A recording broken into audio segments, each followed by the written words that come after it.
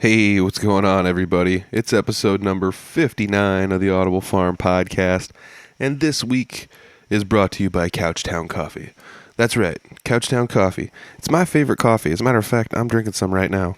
It's early in the morning, and I'm doing some of the pre-recording for some of this stuff, and, you know, Couchtown Coffee hits the spot. I'm not even just saying this because they're a sponsor and yada, yada, yada. If they ever were to not become a sponsor, I would still buy the coffee and drink it. That's how good it is. I was looking for a sponsor, and it had to be somebody that I knew I was going to use the product and have a use for the product too.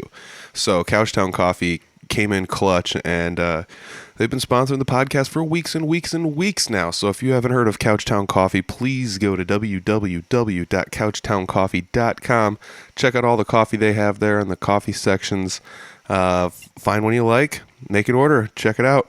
You can even save 20% on your order this week if you use the code word grandma. Yeah, that's right. The code word's grandma. Why is the code word grandma? Because I'm sitting down with David Tillinghast Jr., and he plays with those punk rockin' grandmas in the Eleanors. I've seen the Eleanors play a couple of times. They are awesome to watch live. They're always out doing stuff. As far as going to shows, supporting the other bands and everything. I see them at a lot of shows, even if they're not playing on the show. So huge shout out to everybody in the Eleanors for doing that. This episode is a really good one. It kind of takes a couple twists and turns here and there. David asks me some questions that are pretty good. I guess I should call him Till. That's what I guess I'm supposed to call him. So Till ends up, asking me some questions. He spins it around spins the interview chair around on me a couple of times. And this is a fun one. We not only talk about the things we like about our each other and our bands, but we also kind of go a little deeper as to like what kind of musics we do and don't like, feelings and emotions that music makes us go through. So there's all sorts of goodies that we go through in here. And shout out to David for helping me make this episode a really, really fun one. So this one was another one I recorded on Skype. It's just really hard to get out these days. What with my schedule and school coming up again, I'm going to probably do a little bit more Skype interviewing. So be on the lookout for that. If you guys want to hit me up about it, just go to www.audiblefarm.com. I'll have more about that in the outro. Right now, we are going to get to it. It's episode 59 with David Tillinghast Jr. It's the Audible Farm Podcast with your host, Peter Stockdale.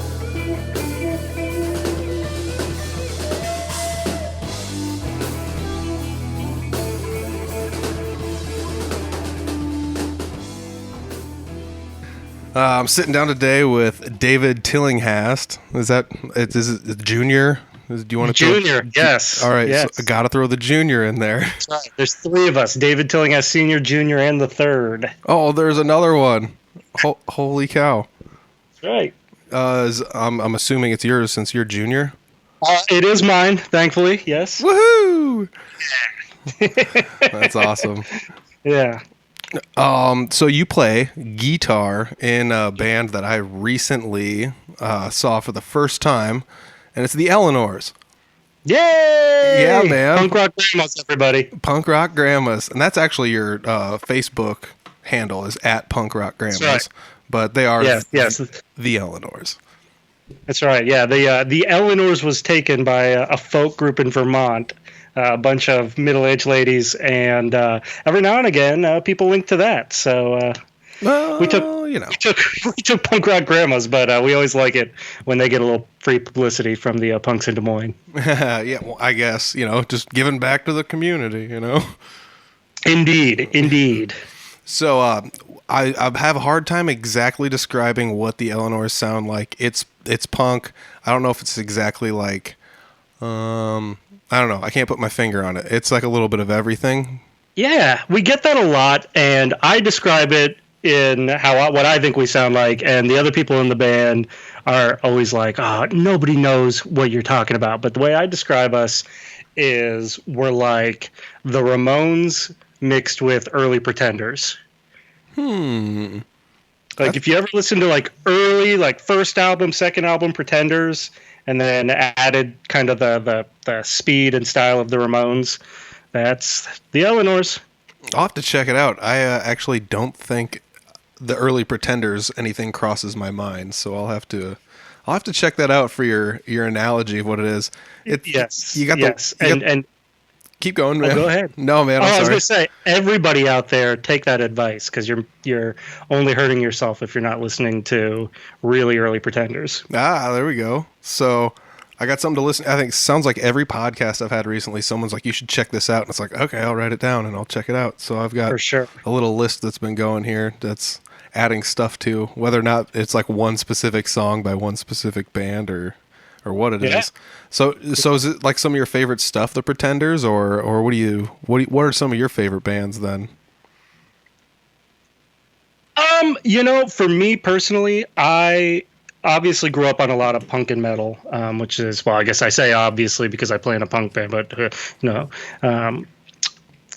growing up, it was a lot of punk and metal, and got into rockabilly for a while, got into a lot of indie music, and now back playing punk. But my favorite bands, it's all over the place.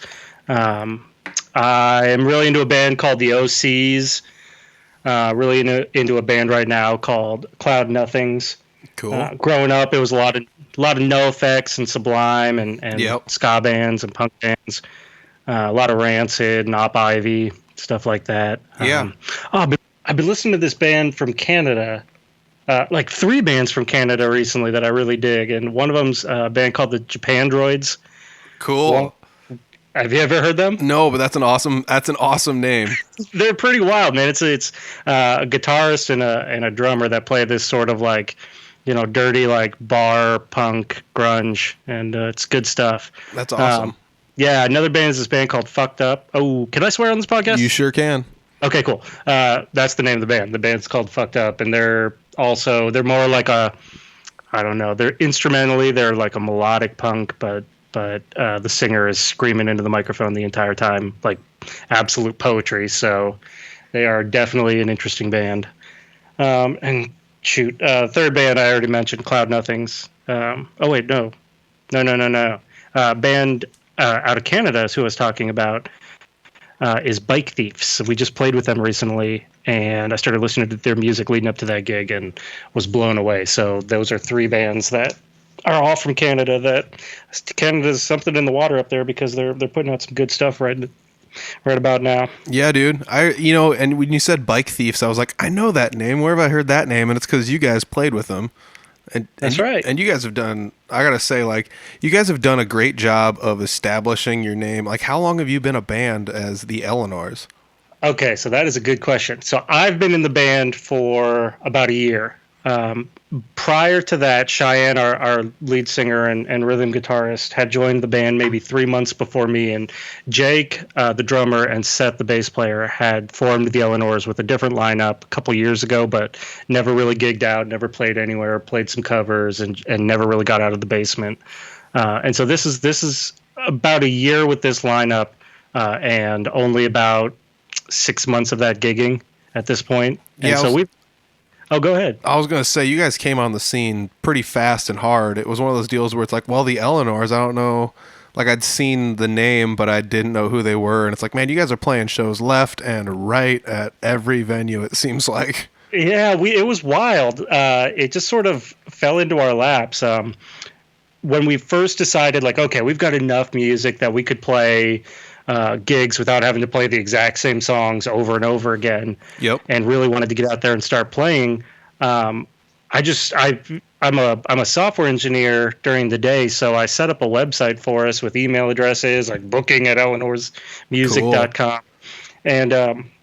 And just started sending it out to everybody. And lo and behold, people started getting back to me. And the next thing you knew, we had like a full slate of gigs and had never played out before together. So all at once, we went from having 0 gigs to, I think in August, we played 10 shows just around the Des Moines area. So yeah, kind of a whirlwind. Yeah, that's pretty crazy. And I mean, that's something to be said about the professionalism of a band, I guess, would be another one. So like, you have that professional appearance, and sending out the emails and messages to everyone from a website, etc. And it For sure. and it Yeah, it it was helps. kind of, yeah, I laughed about it at first, like, oh, booking at the Eleanors.com. Haha. Actually, it's EleanorsMusic.com in case anybody wants to send us an email. Check it out. I'm gonna go right now. There's nothing there because I am a lazy web designer and I have not finished our site yet. Oh, okay. But it is going to be awesome. So right now it's just a couple email addresses. Awesome. But it was enough to seem professional enough to get some gigs. Yeah, I mean, it makes sense.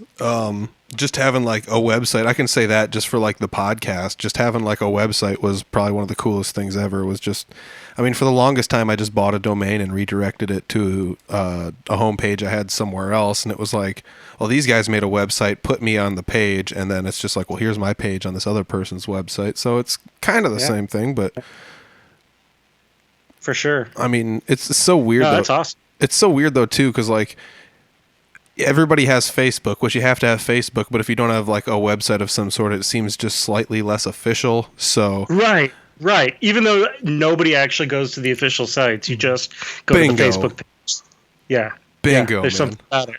Yeah. The only reason I ever go to official sites is to make sure I'm following the actual social medias for things.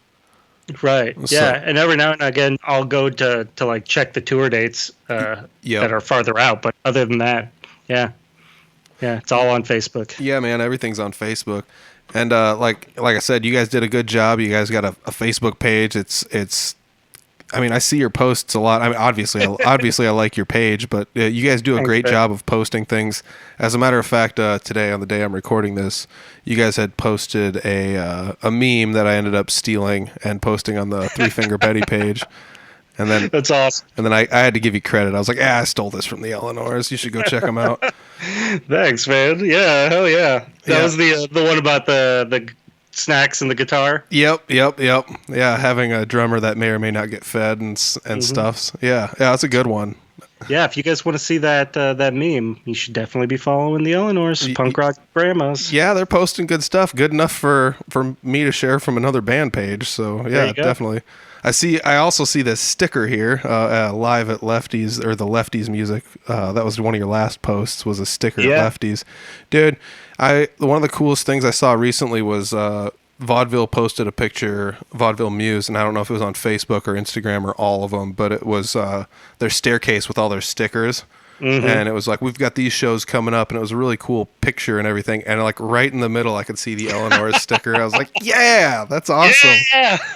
we every time we play a show at Vaudeville, we're like, is our sticker still there? Like, has somebody covered it up? Like, gotta put a new one up if someone's covered it up. That's smart though. Yeah. Yeah, we're just a bunch of goofballs, so I don't even think there's really any strategy to it. We're just being dumb.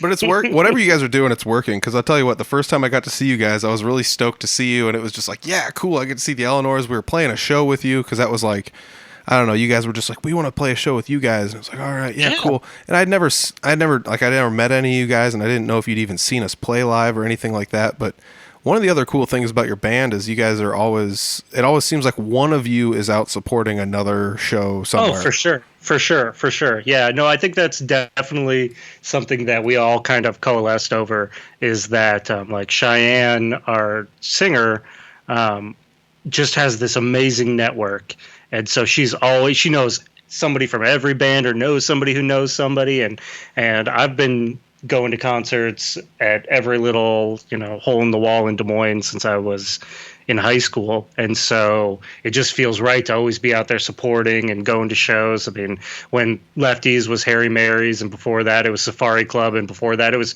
Harry Mary's again, we were going to shows then. And same with Seth. If there's somebody in town that we want to see, we just go see him, and we'll go as a band or we'll go individually, and always support the local scene. Because I'll be honest with you, like that is my dream, is that Des Moines scene grows and gets bigger, and more people are coming out to the shows, and it starts to get into the cities around Des Moines. And I know Ottumwa has a really good scene right now, and so just getting down the highway to Ottumwa back and forth, and having a big connection there would be.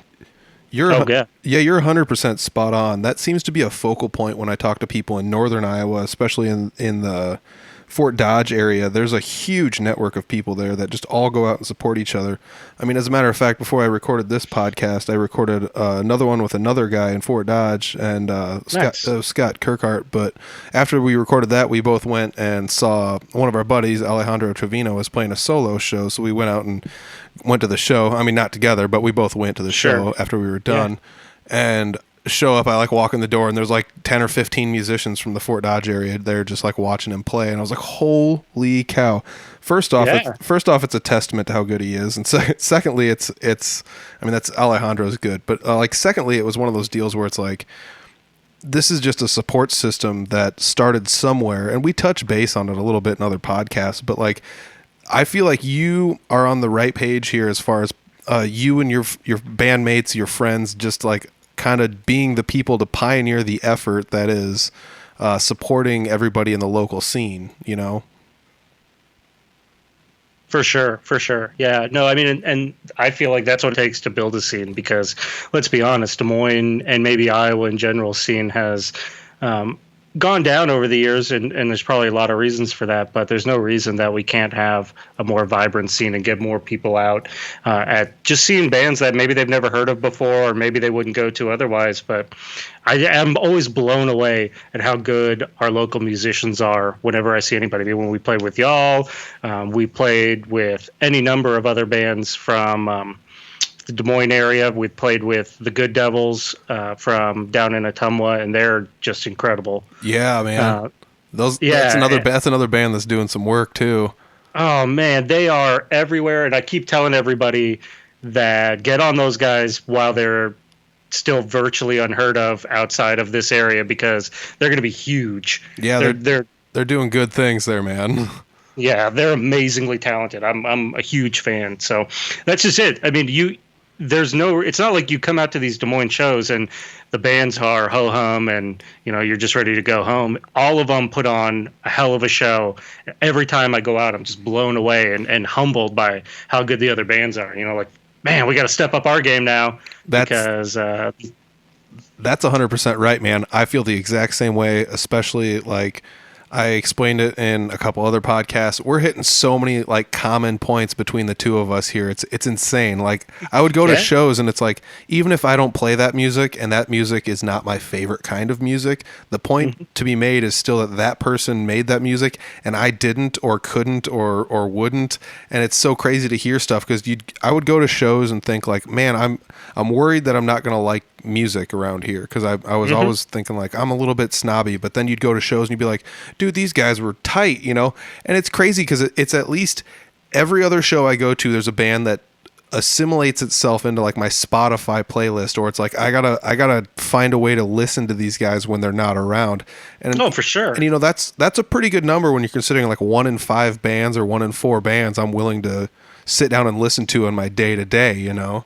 Absolutely. Yeah, no, I mean, it's incredible how many good musicians we have. And honestly, we get some good out of town talent coming through also. And I'm always a little shocked, because it feels like we should have more support for them. And Des Moines is absolutely a big enough city to support a bigger scene. It's just, we got to get people out to these shows. We got good venues. We got great bands coming through. Just got to get the people out. So all you people out there listening, this is my plug. Come see these bands. Yeah.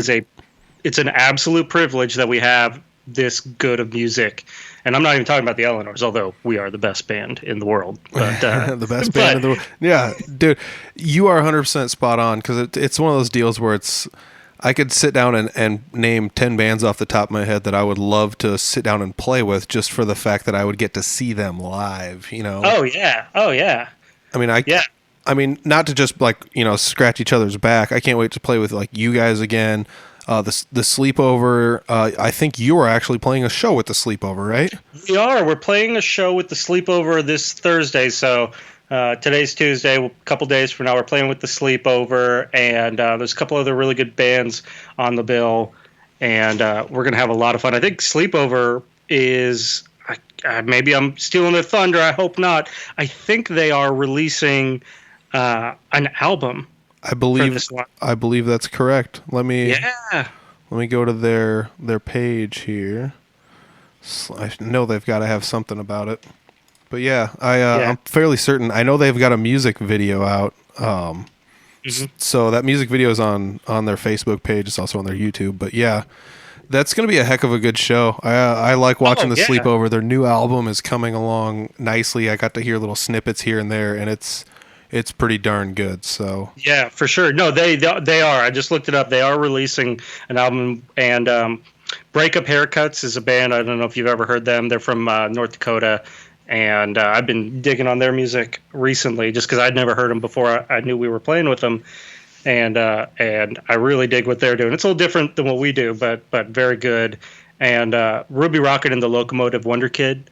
okay, Yeah, they're from. It's this two-person band. They're from KC, I think. We played with them recently, but they have deep Des Moines roots. cool. And so they come up here and play, and again, knock it out of the park every time, playing kind of roots, folk punk, and yeah, very, very, very cool. Very cool. And that's what I'm talking about. Look at that. Look at that spread of different styles. I mean, Three Finger Betty, you guys absolutely lay it down every time I see you. I've seen you 3-4 times now, Yeah. and every single time just absolutely lay it down. But it's a very, almost like a, I don't know how to describe you guys. It's punk, I think. You guys consider yourself punk? We just call it punk because what else do you call it?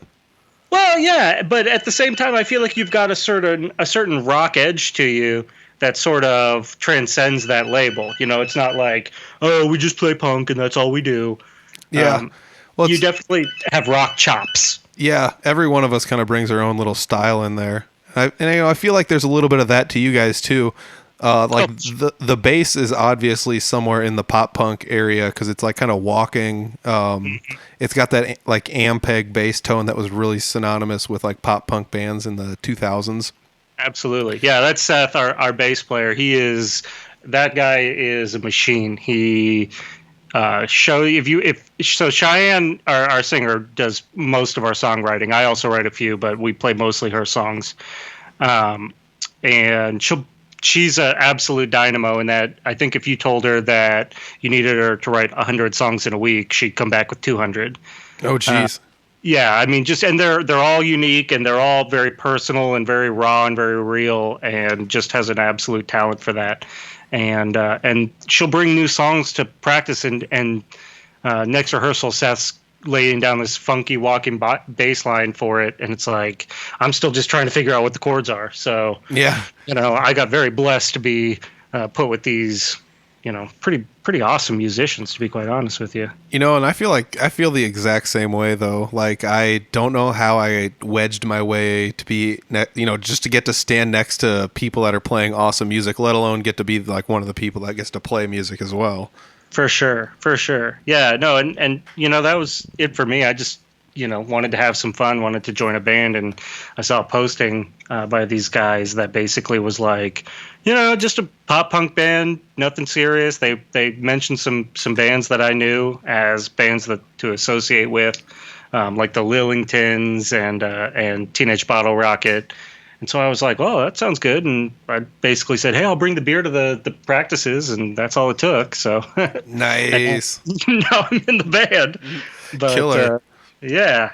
And it is pretty neat to be able to like how long did you go not being like, have you played in a band before this?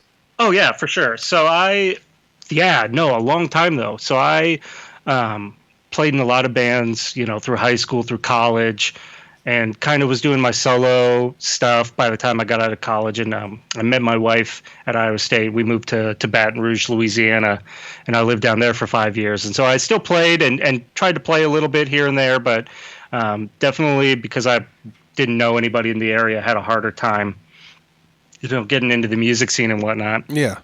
But moved back up here and kind of got our feet back underneath us. We got a couple of kids, so they were getting to school age and get a little more independent. So, I was basically like, I think I'm ready to play in a band again, and started looking around, played with some people, went in auditions for some really weird bands that just weren't a good fit, and was about ready to, almost throw in the towel and just be like, well, I'll do some recording on my own. Yep. And I saw this posting for this group, messaged them, went there, and the vibe was just great from the beginning. And next thing you know, we're going out and singing karaoke and having drinks and going shows together, and it's like, oh, cool. Like it's almost the dream. You get people in a band that all of a sudden are like friends more than they are just people you play music with. So yeah, it man, couldn't have worked out any better.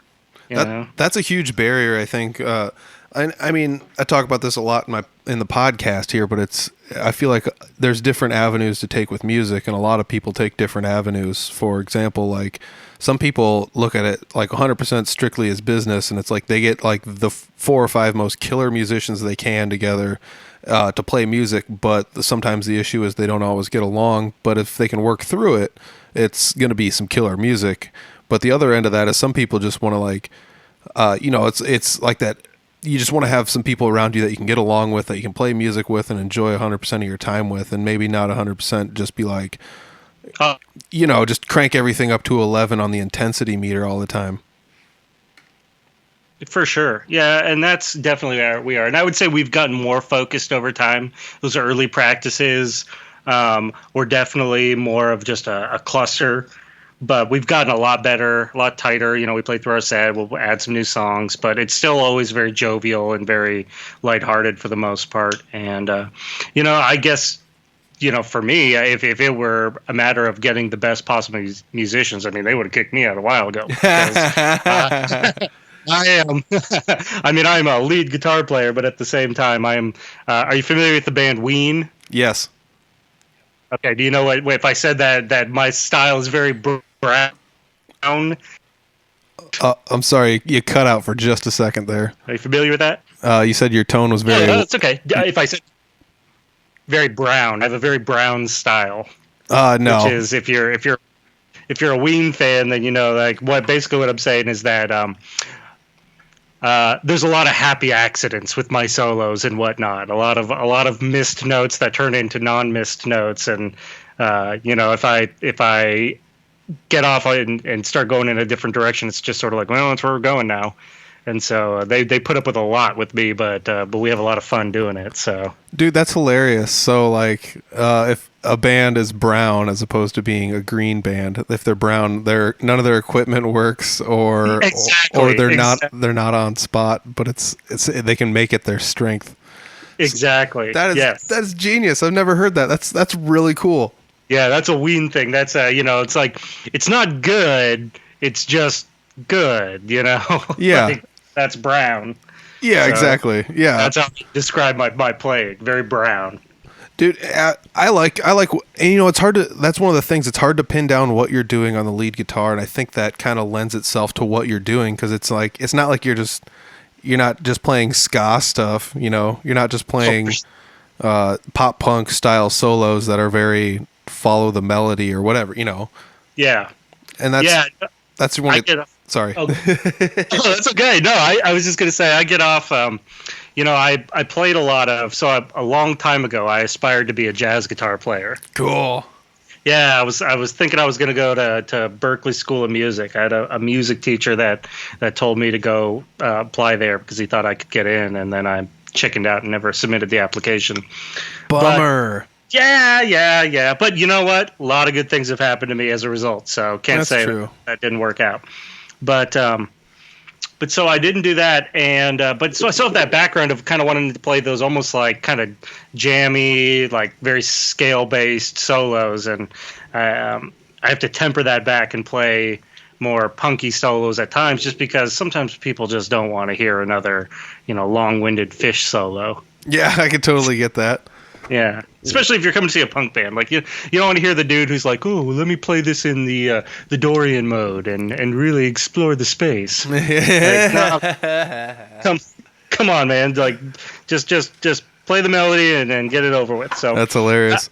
I try to walk that line between playing funky stuff that is interesting to me and playing stuff that is also fun for the audience to listen to, and just making sure that they're having a good time at all times. Yeah, I totally get that too, because it's like you said, it's walking that fine line. Because like to call Three Finger Betty a punk band, and then to show up and John's ripping, shredding solos, and you're like, whoa, wait a second, like I thought it was a punk band, So it's for sure. It's kind of weird where toe the line, and you get to explore a little bit of what you want, but you still keep it kind of what everybody else wants.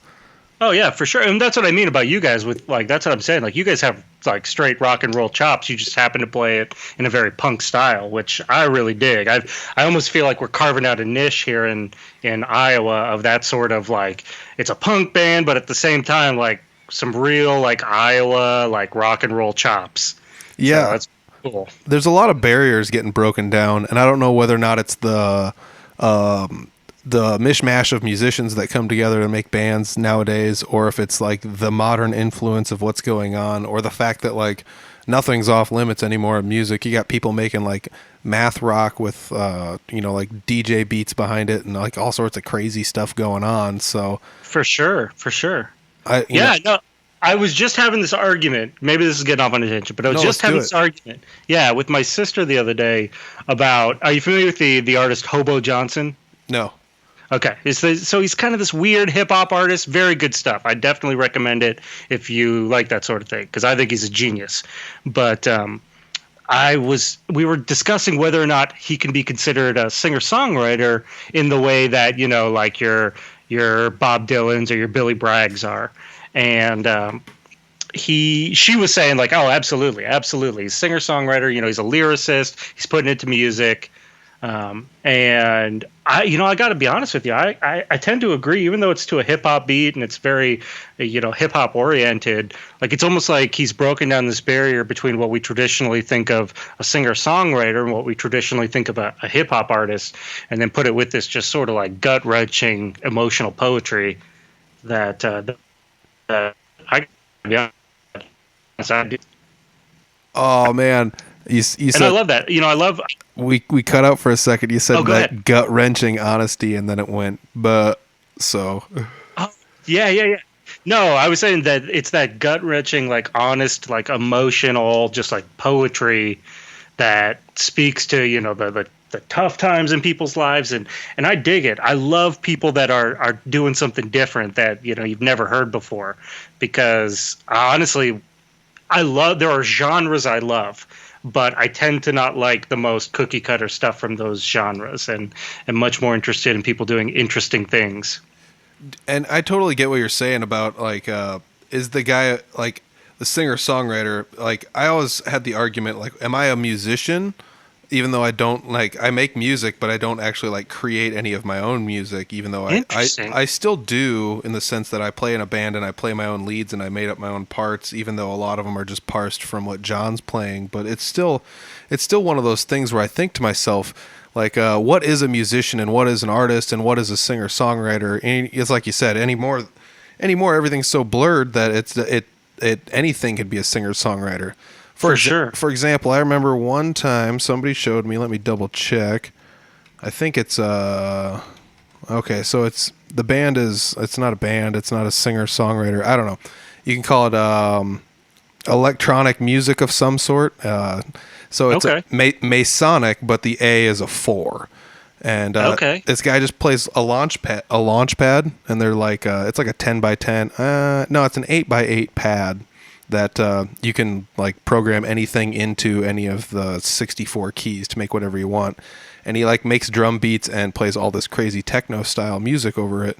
And it's pretty wild. Like there's videos of it online. You can watch him playing a pad and it's like making all this DJ music. And I thought to myself, that's what would get me into electronic music, was watching this guy actually push buttons on a thing. Because whether or not you want to call it, that's an instrument, because like who says that a piece of wood with strings across it is an instrument, like as opposed to this other thing? Not, what makes an instrument and what doesn't? It's the noise, for sure. The noise that comes out of it.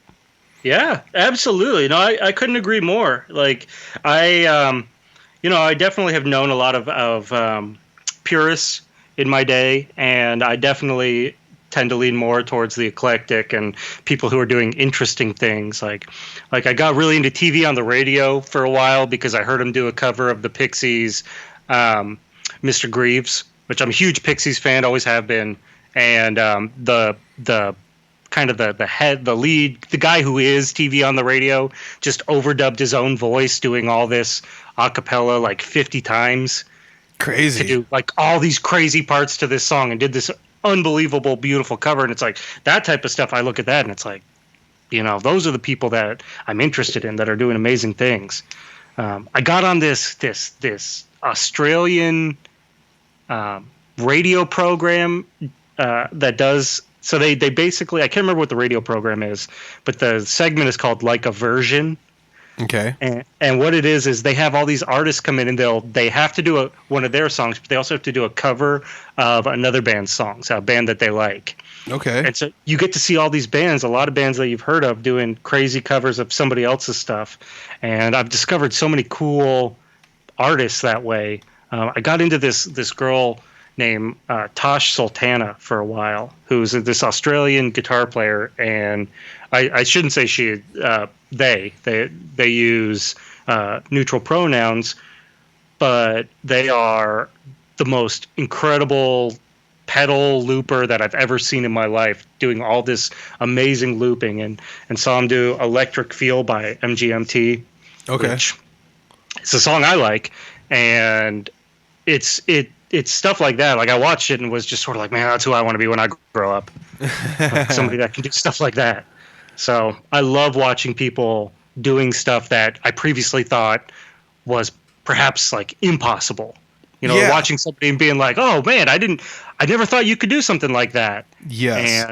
And then they do it. And which is, to get back to our local musicians, that's what I like about the Good Devils so much, or about Good Devils, is Bendy, their singer/bass player, is playing both a guitar part and a bass part through a guitar amp and a bass amp, and somehow manages to make it sound just incredible. Yes.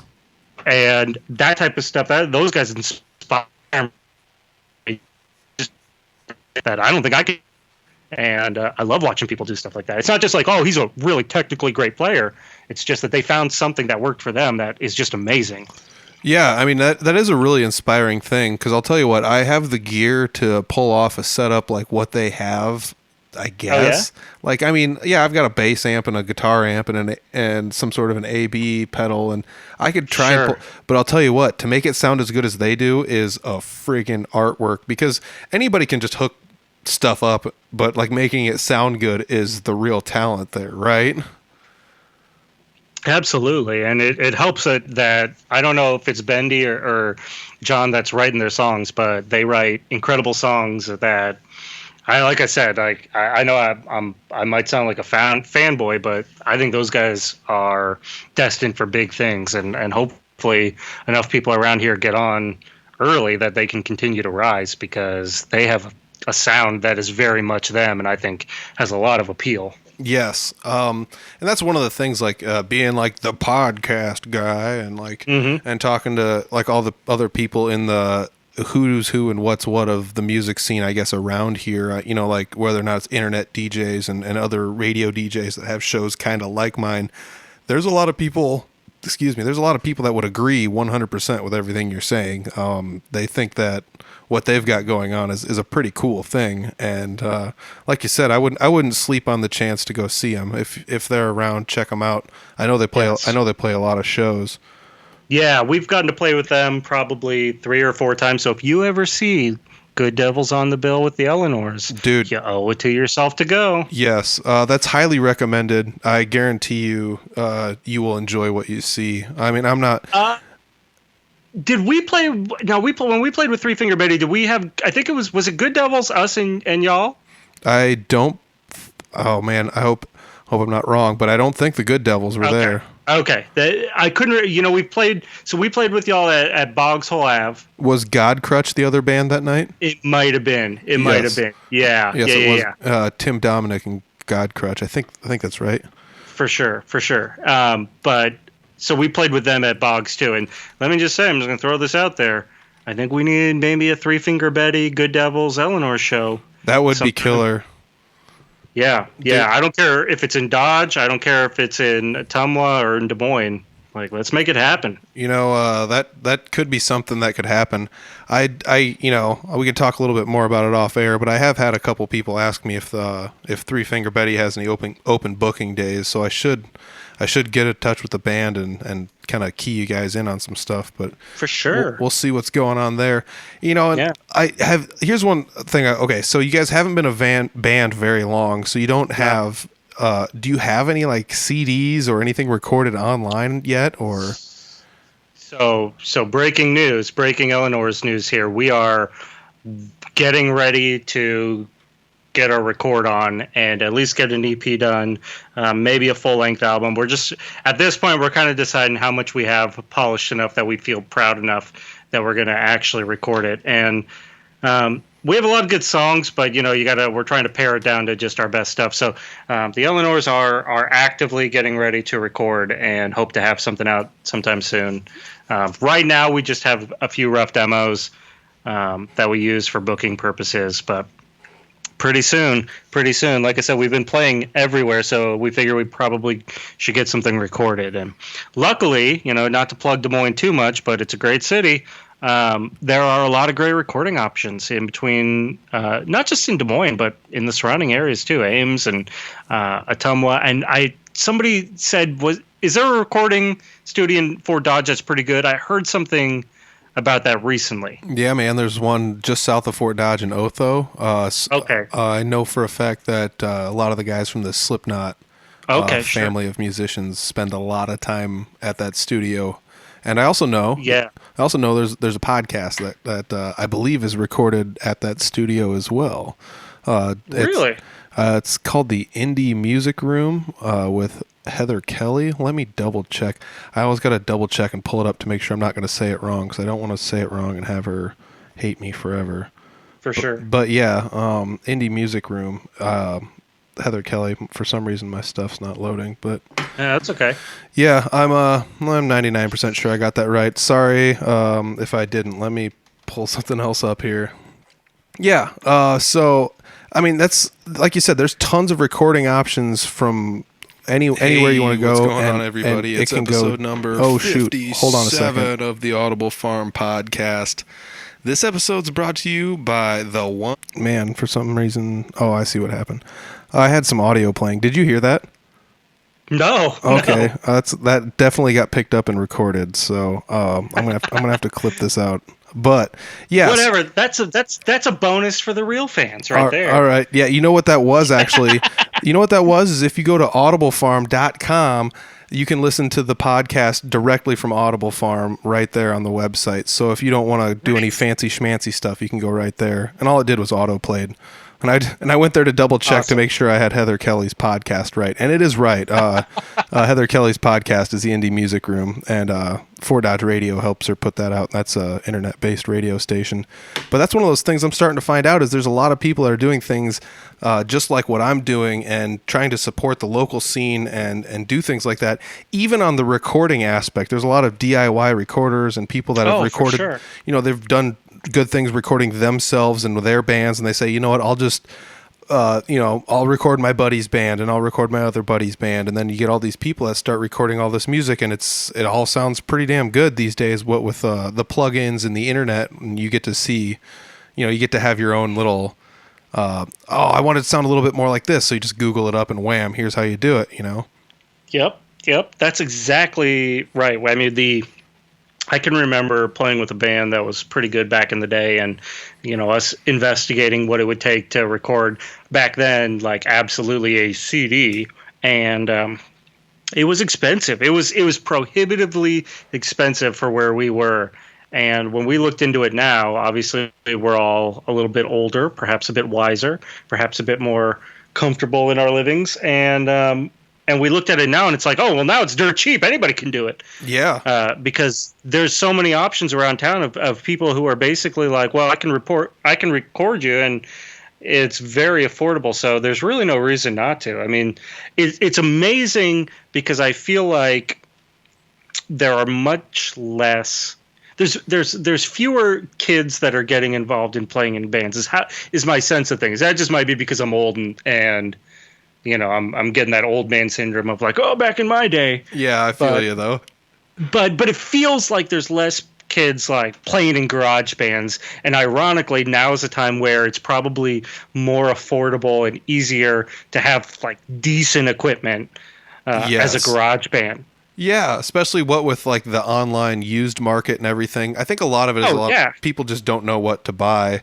And that's one of the things, like I teach guitar lessons to beginners. Nice. And so like beginners will, like I had one kid come in and he bought some like a really cheap, someone gave him a really cheap guitar to play. And when I say really cheap guitar, I mean, it was like a Walmart guitar. And I'm not even talking like a first act one in a box. I'm talking like one off the shelf, Yeah. And so he literally played this guitar until like it was falling apart in his hands because it was made out of like composite wood, and he'd get done and his hands would be covered in like black sawdust and like all this other stuff. And I was like, dude, and so I said, it might be time to think about upgrading. And they're like, well, it's really expensive and all this other stuff, because they were looking online at like, just the retail priced box kits of guitars, and they're like 200-ish bucks plus. And it's like, dude, you can go on the used market and get a guitar and an amp for like 100, 150, like most, especially if you tell somebody like, hey, like I'm a beginning guitarist and I'm just trying to figure this out,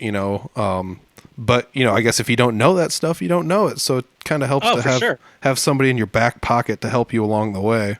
Absolutely. Yeah, no, absolutely. I'll tell you what I've been doing. Like, I probably shouldn't say this, but one of the things I've done recently is, I bought a couple guitars imported from China. Mm-hmm. And I bought them specifically because I wanted to tear them apart and kind of learn how to build guitars myself. And they showed up, and it was kind of like, well, I'm not sure I want to tear this guitar apart now. Yeah. Because I was expecting a piece of junk, and for a couple $100, I got something that, probably is comparable to some of the bigger names that people would know. Yes. That may or may not have had the name of some of those bigger names already on it for me, that I was kind of like, wow, I cannot believe what quality you can get for very cheap these. And so, the long story short is I ended up tearing them apart anyway, just because that's what they were for. But yeah, like to get a guitar and to learn how to play is probably cheaper than it's ever been, especially if you're like, well, I don't want to pay for lessons. Like, well, there's resources online where if you have the personal drive to just do it yourself without needing somebody to really, be on your ass making sure that you're doing your lessons and whatnot, which is probably what a lot of people need. But if you have that self-drive, like there's resources online. You could do it yourself conceivably. Yeah, so, I mean, I'm 100% self-taught from the internet, other than taking music all through high school, and I took one music theory class while I was in high school. But like you said, if you have the drive to do it, and honestly, I think that's all it is somebody. You just have to have the drive to want it, because literally anything in your life you've wanted that you attained, it was because you wanted it bad enough and you went and got it.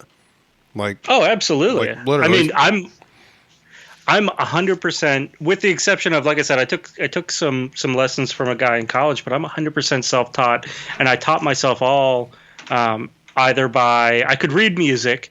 I was lucky enough to get involved in music at a young age and learn to sing properly and all that. And so I could read music, but I kind of fooled everybody by making them think that I could actually read music as a guitar player. And would just sort of fake it and kind of knew the chords and knew what I was doing.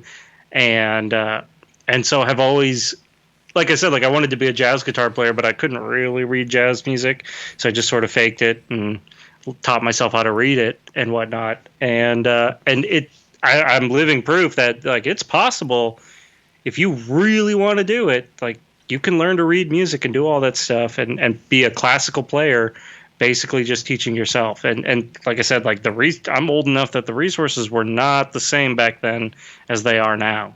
It's even better now. Oh, it's way better. It's so easy now. Like what with Guitar Pro and everything else, like you can tab stuff out and slow it down to 50% and anything, and that's one of those things. Like I guess it comes back to like if you don't know the tool exists, how do you use the tool? So for sure. Maybe just as far as like starting out, it might just be one of those things where you just start somewhere and then you just kind of dive into the music community around you and just be like, hey, what are you doing over here with this thing? And then everybody just kind of starts giving you little tidbits here and there. And And correct me if I'm wrong, but I feel like a big barrier to entry for a lot of people is feeling like, well, everybody else is so good, and I don't want to show up and only be able to play 3 chords. And like, I'll be honest with you, like every time I go and watch another band, I'm like, oh, these guys are so much better than I am. Like, I gotta quit. Everybody feels that way. It's, you got a little imposter syndrome. You always feel like an imposter in the crowd. Yes. That's 100% right. I don't want to out myself as feeling uncomfortable, but that's one reason. Like, I go to shows and I play, and it's just like, dude, everyone that's played today, like on every instrument, is better than me at everything they just did. And it's maybe it is true, maybe it's not. But it's one of those things where it's just like, God dang, and you, like you said, you get that imposter syndrome. Like, man, I don't even fit in here at all. How did I get lucky enough to be here? For sure. Oh, every time I play, this is me getting real. But every time I play, I'm like, oh, the other guitar players in the audience are going to know how cheesy this solo I'm playing is and are going to be like, it's just based off a major scale or a minor pentatonic. And the truth of the matter is, people aren't paying that close of attention. They see the fingers moving fast and they like what they hear, and that's all that people care about. They just want to hear something that's pleasing to the ears. Exactly. Even other musicians only want to hear something that's pleasing to the ears. So. Bingo. And that's one of the things you said about like, oh, he's just using a whatever pentatonic scale. Everybody abuses the pentatonic scale, me, myself included. But it's one of those things where like the way you're using it is not the same way I'm using it. So we're getting 2 completely different sounds using the same structure. And it's one of those things where, okay, well, that comes back to like, we're doing the same thing, but it's coming out completely different. It's like a choose your own adventure thing, Well, yeah, I mean, it'd be the same if 2 people were writing books and it's like, oh, well, they both use the word the. Like, well, yeah. Those 2 different thes could mean completely different things, I mean, it's exactly 2 books about the same subject could be completely different books, and songs are the same way. Yeah, just because 2 guys wrote science fiction books doesn't mean they're the exact same thing. So, like, for sure.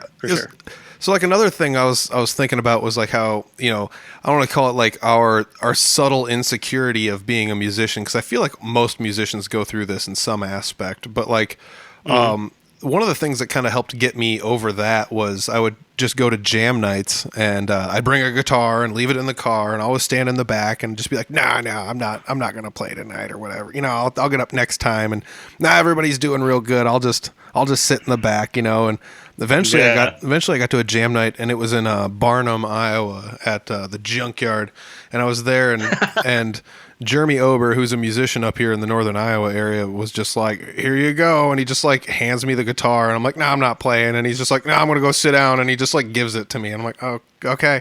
So I had to stand up there and, playing a bunch of songs that I didn't know. But yeah, it's one of those things where it's just trial by fire. Nobody's there to laugh at you. Nobody wants, especially not when you're around other musicians at a jam night. It's a whole bunch of people that want you to do good. Even if they're not other musicians, you can't tell me somebody goes to a show just to be like, I hope these guys suck. That just doesn't make sense. Nobody's. Oh, absolutely. Yeah, no, I agree 100% that yeah, people just want to be entertained. Show them a good time. Yeah, it doesn't take a million notes to make good music, and it doesn't. I mean, look at how many bands like the Ramones or something like that just played power chords for the most part and got away with it, and it sounded good and it worked for them. Oh, absolutely. One of the like throwaway lines that somebody told me once that turned out to be real wisdom was I got into this, don't judge me. I got into this jam band phase for a while, and I once saw this band called. God, what were they called? Pseudopod. They're not around anymore, but they were opening for the band OAR back when they were actually a jam band. Okay. And they had a saxophone player, and I happened to go to the show with a buddy of mine who was a music major for a saxophone at Drake University at the time. Cool. So I'm there with my buddy, and he's this amazing saxophone player, and the saxophone player for the band is just going crazy. And I turned to him and I said, man, he's pretty good, huh? And he kind of rolled his eyes a little bit and he was like, well, he's playing a lot of notes. and like he was right. And that was his attitude of like, yeah, he's doing this cool stuff, but at the same time, like, it's just a lot of mishmash. And if it doesn't sound good, who cares? Yeah, I mean, I get exactly what you're saying with that too. Like, I'm always impressed by people that can play a lot of notes really fast. And when I talk to people that can do that, and I'm just like, dude, you're just shredding up there, and they're like, yeah, I'm playing a lot of notes really fast. Like, they're even humble about the fact that, like, what I'm doing is I'm just slamming through scales and arpeggios and patterns that I've done a million times over and over again, just like as fast as I can. And that's not to say like every cool solo. I'm not like trying to be like Eddie Van Halen's just ripping scales. Like, no, he's not. But like, you get what I'm saying though. Like, if the more notes doesn't always equal higher quality music. Yeah, no, and let me turn the podcast on you a little bit and ask you a question. All right. What do you have like riffs that you always come back to as like your home riff for like, oh, if I'm playing a solo, like it's going to get worked in there somewhere. This little, flurry of notes that I play in everything. Yes, I do. I have one that dogs me that I've tried to change and get around as much as possible, and the only thing I've done is, well, I guess you could say like adjust the pattern enough to make it different. I do the same thing. I think everybody does. I think that's my theory, is that every musician has something that they go to, because I play this, sort of like, are you familiar? Blue notes or blues notes are, sort of half tones in certain positions in a scale. So I have this weird pattern that I do that incorporates some blue notes to kind of, that I started doing just because I thought it sounded cool, and then I found out that every solo I ever write has that same blue note in it, and yeah, like I can't get away from it, and I gotta assume that you and everybody else does the exact same thing of like, oh man, I just can't get away from this one little riff that I play every time. Dude, I'll tell you what, you're 100% spot on that I feel like every musician does that, at least in some aspect, and unless somebody kind of tries to steer them away from it, it just keeps happening. And I'm not trying to pick on any band in particular, but I remember growing up, I was a huge Breaking Benjamin fan. They're still a good band. If you like them, I'm sorry. Like, it's just whatever. But like, I started noticing from album to album, there was this little pattern that he would do in the middle of songs, not in every song, but it's like, oh, I heard it twice in the first album, and I heard it like 4 times in the next album, and I heard it a few times in the next album, and it's well enough hidden, but it's still one of those things where if you listen to the songs a couple hundred times each, you're eventually like, oh, here's a pattern this guy uses. And so it doesn't make me feel as bad, but it's no different than like if you were to go walk over to your guitar right now and pick it up, I guarantee you're probably going to play whatever that certain thing is that you play every time you pick the guitar up. Oh, every single time. In between, if we could be a practice for the Eleanors, and in between songs, if I have to just sort of like do a couple notes, it's always going to be that dumb riff pattern with that blue note in it every single time. I can't get away from it. That's hilarious. Not to bring him up a second time, but I'm a huge Ween fan. Huge Pixies fan, huge Ween fan. These weird bands that did their own thing and defies genres. But I was listening to an interview with Dean Ween, the Mickey Mercado, the guitar player, and he was talking about kind of like the licks that he likes to play, and he basically was like, I've been playing the same solo every song, every album for our entire career, and I'm just waiting for somebody to catch on playing the same solo. And it was like, oh man, I definitely feel that, playing the same stuff. Yeah, I mean, you can find that in bands. That's the other thing that's kind of weird. Like, imagine a band gets established. I don't care. Just pick a band. And then they either their sophomore album, their second, third, fourth album. Once they get like 4 albums under their belt, this is either like the way the band goes. They have like pretty much 3 options. The 4th album sounds just like the first, second, and third album. The other option would be they started changing their music and nobody likes it anymore, and everyone's just like boo. Or the last option is they started changing their music and people like it, and that's that. Like very rarely do you have bands that stay quote unquote the same and don't do anything differently. But for sure. But you end up with this weird thing where like if you try something new, you might alienate some people. Yeah, I not to again to kind of skirt a weird line, but I'll tell you what band that comes to mind that absolutely walks that line between doing the same thing for an album and then switching it up a little, but still remaining true to their roots on their next album. And I know they are very polarizing, but I'm a disciple of theirs, is Coheed and Cambria, man. Yeah. You ever listen to that? Yes, I have heard. I have heard their music. Like you said, you either like them or you don't like them, and they're not one of my least favorites. Like I won't turn it off if it comes on, but I also don't go out of my way to listen to them. For sure. But you're right though. Like a lot of their music still sounds relatively close to what they originally sounded like, even though they're progressing musically to kind of stretch their limits. Oh, for sure. I mean, that is modern prog rock, too. I mean, with the concept albums and every album.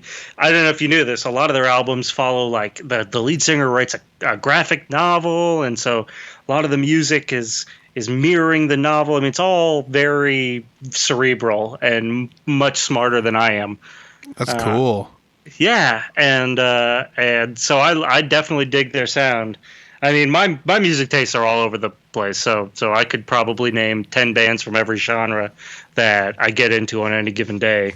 Yeah, that's awesome. I mean, you weren't lying when you were saying that you like music from all across the map. I feel like I feel like a lot of musicians have at least some of that in them because, I mean, I like blues, rock, punk. I like some rap. I like a little bit of everything. Anymore, I've found that I enjoy watching country if it's live. Like it's not, I don't know, it's not my favorite thing to listen to on the radio, but like a lot of people around here play country and they're baller musicians. So it's like, dude, yeah, I'll go watch this. Well, you get that, so I, for a while, really got into, so I was into punk, right? And I got into this band called The Living End. Okay. Or this Australian punk band that are like straight like rockabilly punk, like Reverend Horton Heat and Stray Cats and like that style of punk. And so that kind of bridged the gap to getting into more rockabilly country because they have the same roots. Like rockabilly is this weird fusion of like old rock and roll and country and punk and it has the attitude of punk with kind of the sound of old rock and country.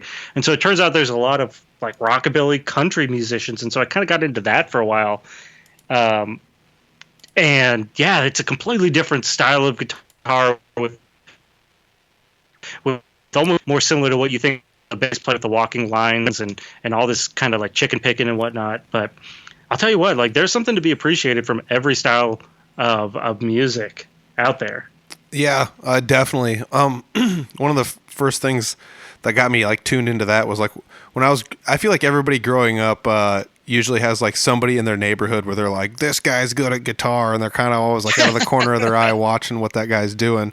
And the one day the guy that was in town here that lived around here that was super good at music, and I was like, what is this guy listening to? And he's listening to some rap music. I'm like, why are you listening to rap? And he's like, dude, some of the beats and rhythms in here are insane, and if you can incorporate them into like guitar riffs, like it's pretty sick. And I was like, dude, I never thought about that. Like the amount of like syncopation and odd rhythms that come out of rap. If you can just all of a sudden throw that onto a guitar, it's like, dude, where'd this guitar riff come from? And it's like,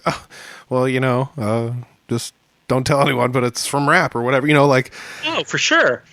Well, they're like a good artist is a good artist. I don't care who they are. I don't care what type of style they're playing. Like you can, if you really are somebody who appreciates good art, you'll hear somebody, and it doesn't even matter if it's a genre you don't normally listen to. You can at least appreciate, like, yeah, I really like what you're going for there.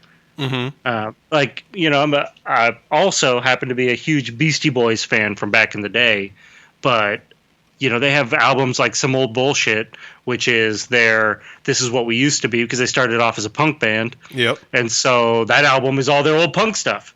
And then you have their more recent stuff before MCA died that was very, forward thinking and very progressive. And then, they had kind of like a Scumbag style back in the day. And so that's a band that as artists did a lot of things and did a lot of things right as far as I'm concerned.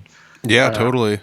And so there's that we're talking about. Like they write a good song. It doesn't really matter what style it is. It doesn't matter if it's the three of them playing guitar, bass, and drums, playing a punk track, or rapping over top of a record that's spinning. Like they're gonna write a good song. I appreciate that. Yeah, man. that's just the thing. Like, it just okay. Me stuttering a bunch. As far as me not being like a musician, like I don't write a whole lot of music. I can really appreciate when somebody puts a piece of music together and it's like, God dang, that was good. You know, like where did that come from? How did that happen? Like, how do you just sit down and be like, this came out and it's like, God dang, you know? So let me ask you this, because I think about this a lot. I don't think I've ever asked anybody about it. Do you ever have a piece of music that's so beautiful it brings you to tears? Yeah, there's I mean, not that I've written, but yes, there's a piece of music that somebody else has written that does that. Well, that's what I mean. Like that, those are the times. Like I'm not a big crier, but I'll tell you what, there are times when a piece of music, like I'll feel that lump in my throat, and I'll feel the tears welling up behind my eyes, and it's like that's an emotional reaction to a beautiful piece of music. Yeah, it's not like, oh man, I feel like crying. It's just like my body is like, nope, you are so touched by this beautiful singer, and it could be any genre of music. I could be listening to church music, and if the person hits the right note, all of a sudden I'm, just absolutely, getting ready to bawl, and that's what I love about art is that it can touch your soul that way, where it's a sort of primal response to something that you feel on such a intimate and personal and just beautiful level that your body responds that way. I'm glad it's not just me. Hey, everybody listening to this podcast, if it's you, don't judge me because you're the exact same way. Yeah, no kidding. Dude, and just you saying that just made me sit down and just I was almost daydreaming for a second, like, man, because there is that one song that does it, and it's powerful. Like it almost for a second here just like took me away from the podcast for a second. All right, well, you got to tell me what it is now. I don't want to, because people are just gonna be blasting it left and right, making fun of me. But now I want to listen to it. Oh my gosh. All right. All right. I'll go first. So the last song that really touched me that way was I was listening to some song by the artist Lizzo that just sort of popped up on I was listening to videos on YouTube, and they just kept putting stuff on, and somehow I ended up on Lizzo, and I can't even remember what the song was, but Missy Elliott did a guest appearance. So if you know what song I'm talking about, that's the song I'm talking about. Oh, hold on a second. Point during the song, I was just like, man, I was overcome. Yeah. Okay. Am I back? Yeah, you're back. Okay, yeah, cool. I lost you right. I lost you right after you said, if you know what song that is, and then it cut out. Yeah. I don't know what song it was. It was a Lizzo and Missy Elliott, but that one, had the lump in my throat. So yours can't be any more embarrassing than that. No. No. Mine's actually like it's a pretty good one. It's The Highwayman by The Highwaymen. So. Oh, for sure. Dude, and I don't know what the deal is, but the farther into that song I get, it's just like I gotta swallow, just like lump in your throat. You're just like, oh man, like, and I don't know if it's just that one thing that every single verse in that song is relatable about to the mortality of a man. Yes. I don't know what it is, but yeah.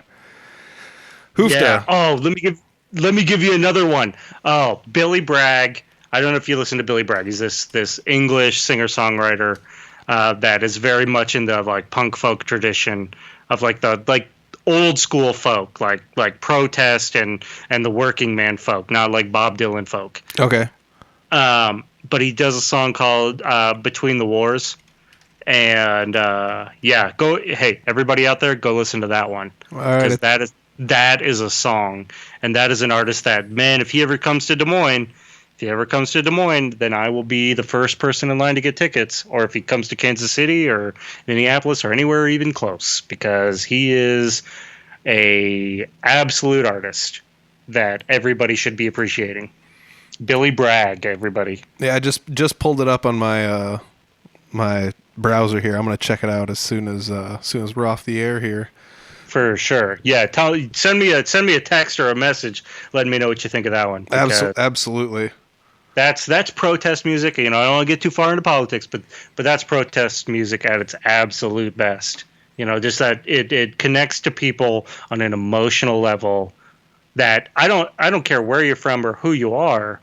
that's what I'm talking about. It's that emotional connection of, we're all just these meat bags protecting a skull that has this weird brain in it that is a bunch of electrical current that, charges us with emotion, but we end up connecting with each other on this very deep level. And yeah, we're just bags of meat, as it turns out. Yeah, it's pretty humbling when you start to think about that kind of stuff, because I mean, we're not here for a very long time in the grand scheme of things. So I guess Not at all. why not just enjoy as much as we can? And that's, me playing music, you playing music, just anything to distract us from the fact that we are all just mere mortals. Yeah, for sure. And let me just say, because I don't want to forget to say it before we end, thanks for bringing me on, man. This is a great podcast. Yeah, this is really good. This is definitely one of the deepest conversations I've had on the podcast, and I totally welcome them. That's awesome, man. Yeah, and let me just tell you that if you ever need guests, talk to Cheyenne, talk to Seth, talk to Jake and the Eleanors, because they are all incredible people that probably would be way deeper than I am. I'm like the Joker in the band. So Cheyenne had actually originally contacted me and then deferred to you. So yeah, and I deferred to her. I was basically like, you are the driving force in this band. That's hilarious. So, that explains a lot of the initial confusion, because I was conversing with you, and then I was conversing with your band's email, and then I was it was just back and forth and back and forth. Yeah.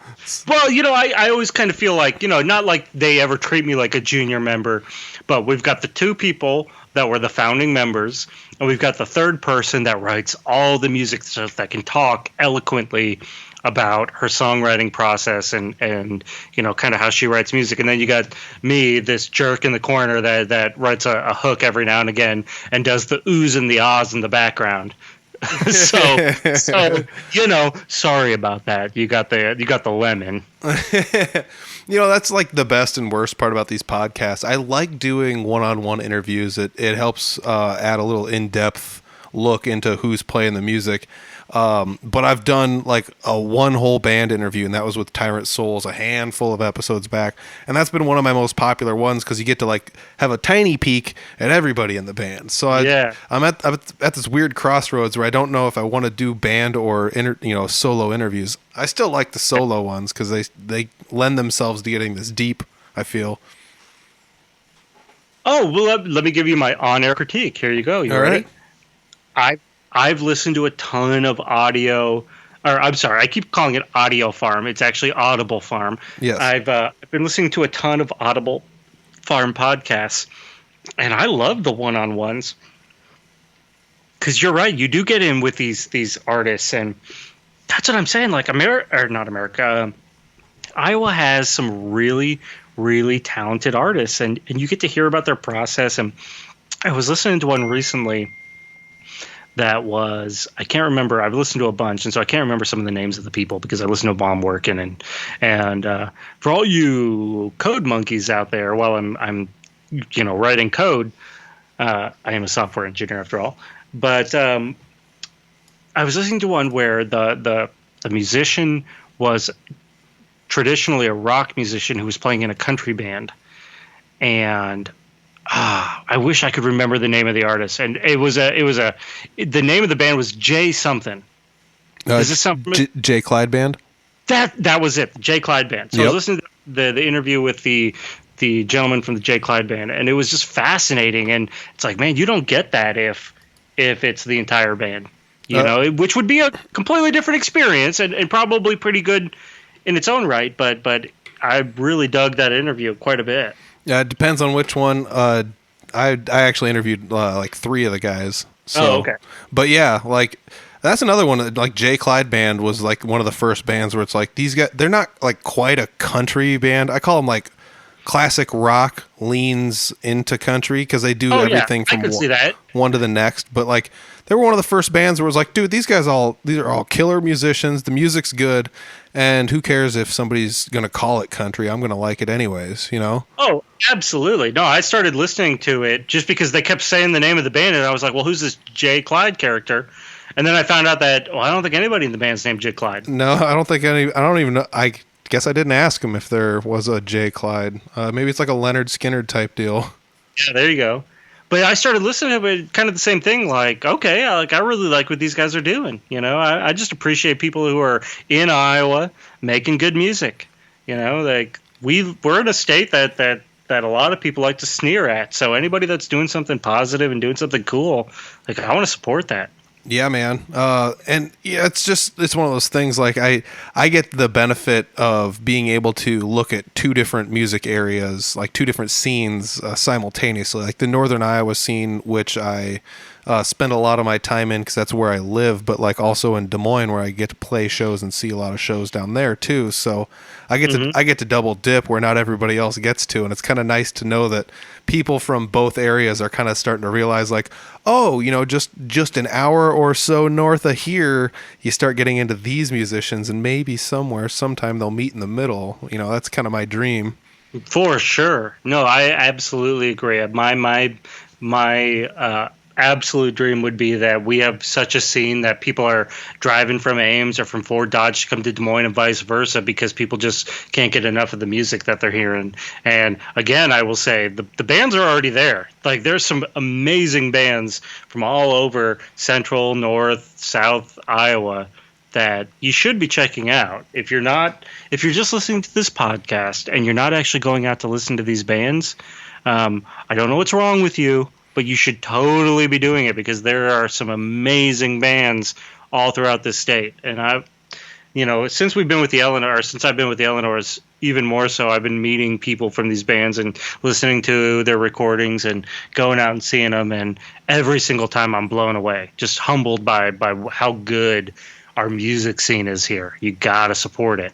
Yeah, man, I agree wholeheartedly, and that's literally all I'm doing here is just trying to get help people gain some attention and just like, not everybody can go to every show, and not everybody follows everybody that I follow or you follow, or I'm even getting write-ins that are like, hey, check my band out, here it is, and I get to see new bands and all sorts of things.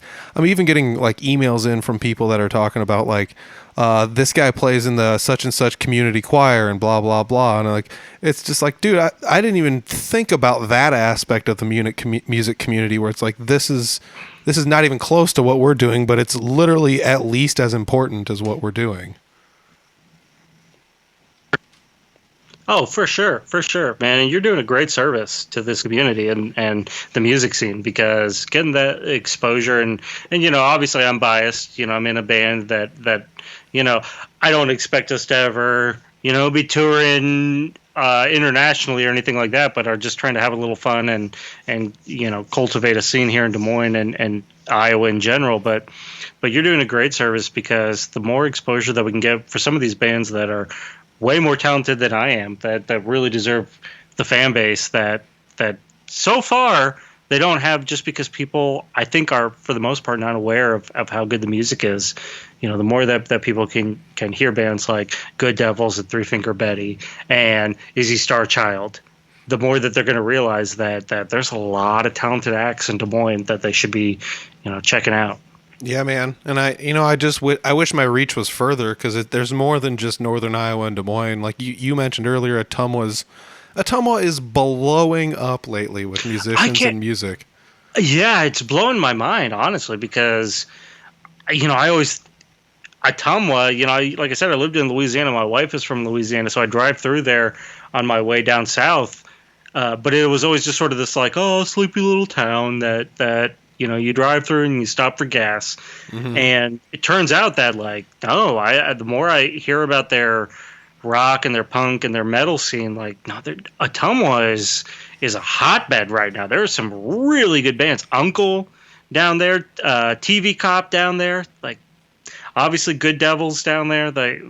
I'm forgetting some other bands that, I'm sorry if you're listening and you're from Ottumwa and you play in a band. I didn't mean to forget you. I'm sure that I'm going to kick myself when I think about you later. No, it's it's good that you mentioned that. I've been getting a lot of requests lately to do interviews. Just finding the time convenient for all parties is probably the toughest part. But like, I've been in touch with Uncle as well, and I mean, It's just, hey, uncle, how's it going? It's just one of those things where I wish I had the time to put out like an episode a day, because I feel like I could do it for a whole year and not repeat a guest, and it's... Oh, for sure. All Guts, No Glory. We played with them recently from Ottumwa, too. I didn't know they were from Ottumwa. Yeah, another great Ottumwa band. Man, like, that's what I'm saying. Like, there are so many good Ottumwa bands recently. Yeah, we haven't even touched on, like, Iowa City and Quad Cities. Like, that's a whole other beast out in that direction, man. There's a lot of good music out there, and you know what? One of the coolest parts is you're in one of the bands making some of that cool music. Thanks, dude. The Eleanors, easily one of my favorite bands to go see live. One of the happiest one of the happiest moments of this last year was going to play a late show at Vaudeville Muse, and I show up early to load all my gear in, and you were headlining the early show, the Eleanors, yes. And so I got to come see the Eleanors play. Like, for free or whatever, but I got to come in and just be like, dude, it's the Eleanors. So I was really blown away. I couldn't believe that. It was one of those happy accidents that happened. That's so funny because I stuck around just to watch y'all play because I was like, oh, Three Finger Betty's played right after us and the late show. Yep. And the same thing, like, I don't have to pay, so I'd pay to see them, but it's even better when I don't have to pay because that means a couple extra drinks. Dude, it was such a happy coincidence. Like you said, yes. I'd easily pay money to go watch you guys play because it's not about not paying to watch bands. For sure. But you get that weird benefit where it's like, dude, that crossover where you're hauling gear out and you get to watch me play and I'm hauling gear in and I get to watch you play, Yeah, and if I remember correctly, I was so enamored by your guitar because you have an amazing guitar and I'm a gearhead, so we didn't even get into that. I'm a total gearhead and you have a beautiful guitar. Yeah, dude, it's that was the guitar that I bought to try everything out on. Was a used Les Paul. It's just an Epiphone, but by the time I got done upgrading everything on it, it's my guitar now, All you gearheads out there, if you haven't seen Three Finger Betty, go out just to see his guitar. It's cool as hell. Oh, man. I get a lot of looks with that thing. I mean, I used to take that to jam nights and play at jam nights with it every now and then, even though, like, that's typically the Three Finger Betty guitar. But, I've got a Strat style guitar that I'll bring out to jam nights most of the time when I'm playing blues. But otherwise, that's the one, is that goofy guitar that I play with Three Finger Betty. And it's one of those things I just, like you said, you just wanted to buy something to try everything out. Oh, I'm cutting out. But yeah. You are, but that's okay. Okay, yeah. I just wanted to like buy something to try new electronic whatnots on, and just like, I wonder if I could, what would it be like to put a new pickup in something? And it's like, I'm not going to wreck someone else's stuff. So I just bought something cheap of my own and tried it, and that's how that started, and that's how crazy it went. Hell yeah, man. Very cool. Very cool. So any shout-outs you want to give before we take off? Because you and I have we got an hour and 15 plus here. Cool. Let me just say then, I will say a real big shout-out to the Sleepover, who I cannot wait to hear what you guys have in store for us on Thursday. Ruby Rocket and the Locomotive Wonder Kid, same thing. Like, if you guys haven't seen them, they're from Kansas City, but they play Des Moines all the time because they have deep Des Moines roots, and they're incredible. And, I hope you'll come see the Eleanors. I hope you'll come see Three Finger Betty. But, yeah, man, support this scene in Iowa because we have some great musicians, and the only way that we're going to have more great musicians is if more people come out and hear us play. So, yeah, support this scene, man. It's a great scene. This is a great podcast. Tell your friends about it. I'm serious. Get him a huge fan base. Let this guy do this professionally. That would be awesome. I would probably give just about anything to be able to actually draw money from my podcast. But there you go. There you go. Go to @punkrockgrandmas on Facebook, on Instagram. Do you guys got a Twitter? So the Instagram, the Twitter, the Facebook are all Punk Rock Grandmas. Smart. If you want to hear some pretty rough demos, because you just can't get enough Eleanors, listen to us at Punk Rock Grandmas at SoundCloud. Cool. We have a Bandcamp, but I have not posted anything on it. Again, lazy software engineer. But yeah, you should definitely come see us play, listen to our stuff, and be ready for that Eleanor's EP or Eleanor's album to drop, because it's going to be very soon. And the leads might suck, but the rest of the band will be great. Don't sell yourself short, man. Yeah. The leads are going to be great. They're going to be great. They're going to be amazing. Dude, go see the Eleanors live. Say hi to David while you're at the show. David Tillinghast. Yeah. Oh, by the way, I should tell you, or I should tell the people listening, nobody calls me that. Call me Till. Till. So if you come out and you say David, I'll think you're my parent. So I might come out and say hi to Till. That's hilarious. Go say hi to Till at the next Eleanor's show. If you want to find out anything about their shows, go to follow them on Facebook or Instagram. They're really active on Facebook, posting lots of good stuff. So check them out on Facebook, Punk Rock Grandmas. Till, I was gonna say David, but I'm not your mom. Yeah. Till, thank you very much for sitting down with me, chatting with me, making some time in your day to get it done, man. I really appreciate this. Absolutely, man. This is a lot of fun. I really appreciate you having me on. Yeah, man. I can't wait to see you at the next show live. Hell yeah. All right, we'll see ya. All right. See ya. I told you that was a good one. Till, as you guys now know, Till. That's what we're gonna refer to him as. Or maybe I'll just be Mr. Tillinghast. No, it's Till. Till was sitting down with me, and it was a great episode. This is gonna be one of those ones that I will probably view as one of the dark horse favorite episodes that I've done. He pried a little bit of information out of me I didn't really want to do. Maybe he should be interviewing people on a podcast. We'll give him the segment. No, I don't know. It was a great episode. I really enjoyed sitting down talking with him. Other than a few highs here and there, I never really said too much to him at shows. We were at a show at Vaudeville in Des Moines, and I sat next to him and chatted with him for a little bit and kind of put the bug in his ear about the podcast. And boom, he was down, and he delivered. I want to say thanks, David Tillinghast Jr. for coming out talking to us about the Eleanors and all things that kind of make him tick and think and it's just great to get somebody else's perspective on music. And David really opened up in this one. Excuse me, Till really opened up in this one. I'm gonna mess that up every single time. So it's a great one. Check out all the links to the Eleanor stuff down below. You can catch them at a live show pretty much anywhere in the Des Moines area. They have branched out a little bit farther, but check it out. They do shows a lot. For a while there in the summer, it was at least once a week you could see them playing a show, it seemed like. So go out, check them out at a show sometime. They play some awesome punk music. It's tons of fun. It's all ages friendly too. So if you want to go bring your kids to a show, find an all ages show with the Eleanors on it and check it out. They're tons of fun. So that's gonna pretty much wrap it up for today. I want to say thanks once again to the guest. I want to say thanks to our sponsors, Couchtown Coffee, the one and only, the OG, the best coffee in Iowa. I'm not just saying that. I really like the coffee. It's definitely one of my favorite coffees I've ever had, and I drink it every morning now. Not just because they sponsor the podcast. No, it's actually really good coffee. They got a Facebook page. You can check their Facebook page out. You can check out their website, www.couchtowncoffee.com. Find a coffee you like. Make an order and save 20%. Enter that code word GRANDMA. You will save 20% on your order this week.